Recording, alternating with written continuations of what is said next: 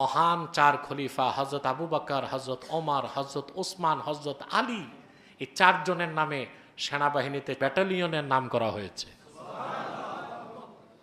কিন্তু পাশের দেশের আতেলরা জ্বলে পুড়ে ছাই হয়ে যাচ্ছে।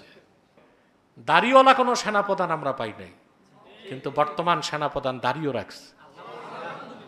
চার খলিফার নামে সেনাবাহিনীতে ব্যাটালিয়ন গঠন হয়েছে, বিষয়টা আপনি কিভাবে দেখছেন? এই বিষয়টায় আমি এত আনন্দিত, আমার বুক ভরে গেছে আনন্দে।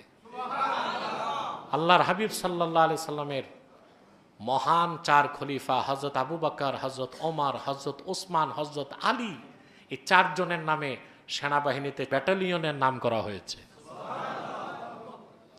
কিন্তু পাশের দেশের আতেলরা জ্বলে পুড়ে ছাই হয়ে যাচ্ছে।